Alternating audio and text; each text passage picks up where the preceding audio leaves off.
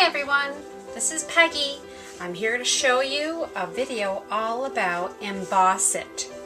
Emboss It is put out by Vintage Market and Design. They have these great little pamphlets where you purchase your paint so you can learn all about the products and the paints and how to use them. But they also have a lot of great videos and tutorials on their website. I'm going to show you the very easy way as to how to use Emboss It. Emboss It is a paste that you can use with stencils on your furniture so that you can show character. And after you put the Emboss It on the stencil and it dries overnight, you can paint over it and distress it with waxes or the crowning touch to give your piece of furniture a totally different new look. The way I start with the Emboss It is I use a paint stick or a wooden paddle, and I apply some of it on one end of the stencil. In this case, I'm going to use a large stencil, my Welcome. I use these in a lot of my startup workshops, and all I do is start with that much.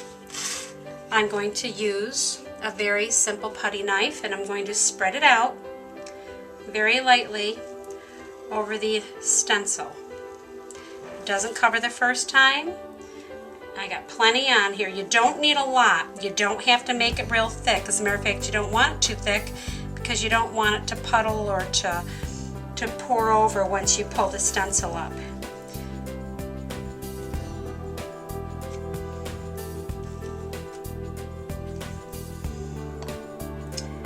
Very simply, you're going to peel up your stencil in one motion.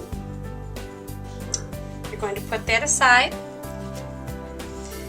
and there you have your Welcome. It will dry three-dimensional, and it raises up maybe about 1/16 of an inch so that when you paint over it and distress over it, it will give your piece a lot more here.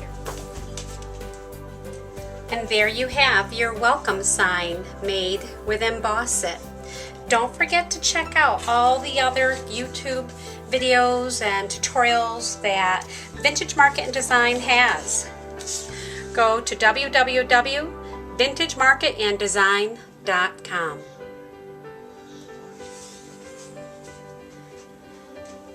So today is part 2 of our Emboss It.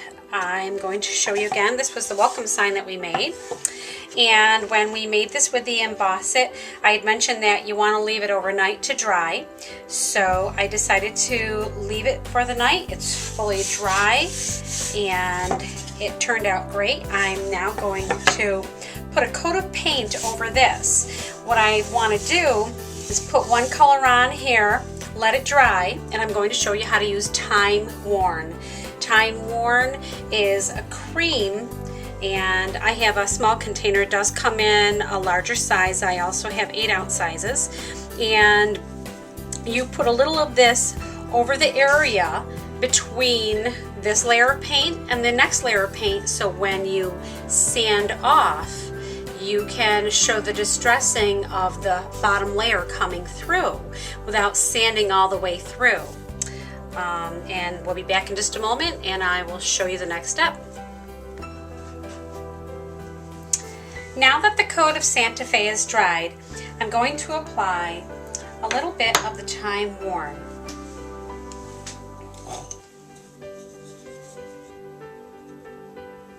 You can see what the consistency of it. Really only need a little bit for this small project. Don't want too much. I also want to put some of it on the black, which is Raven, which is my most popular color at my shop. And so wherever I'm putting it, when I put the next coat of paint on, those areas, the color will come through. I want a lot of the Welcome to come through, so I'm going to try and hit a lot of these letters.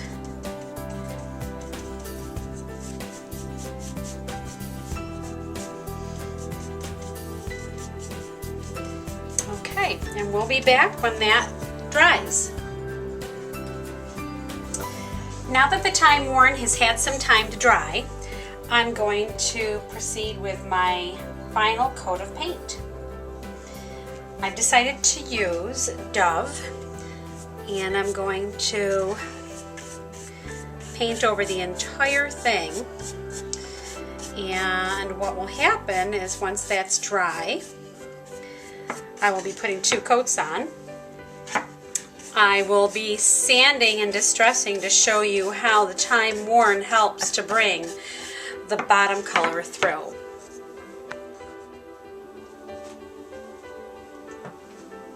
So here we are the next day, and the paint is all dried, and we are ready to sand and distress to see what Time Worn does.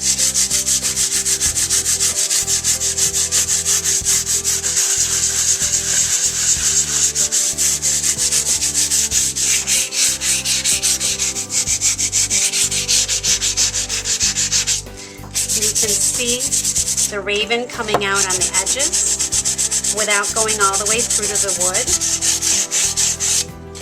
And I can use the softer one if I want. You can see the Santa Fe coming through as well. So this is what Time Worn will do for you. As I continue to sand, I'll get more and more distressing, and more of the color from underneath will come through. So next time you're looking to distress a piece of furniture or even a frame or the edges of something, I would definitely recommend using Time Worn from Vintage Market and Design.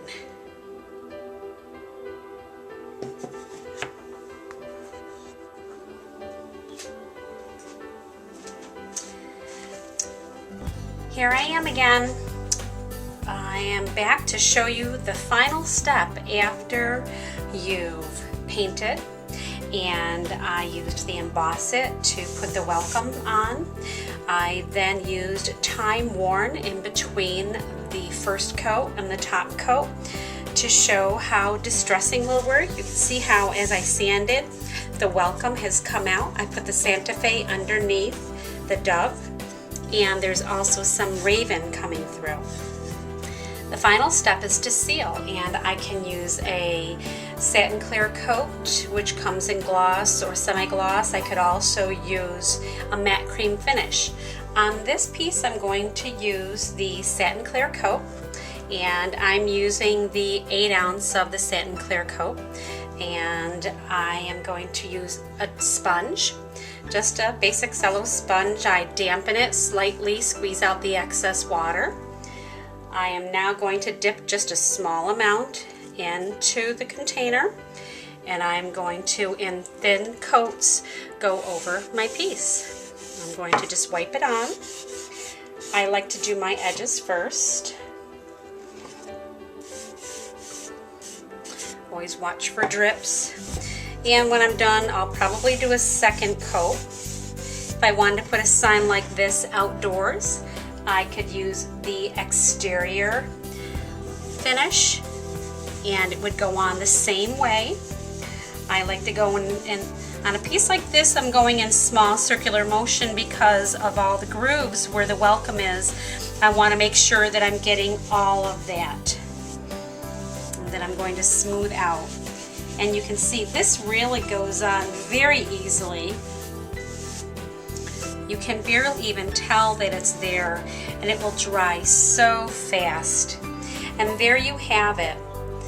All of the steps to have your welcome sign finished and completed using all the Vintage Market Design products. And now I'm ready to give this as a gift for someone, or I can hang it in my own home.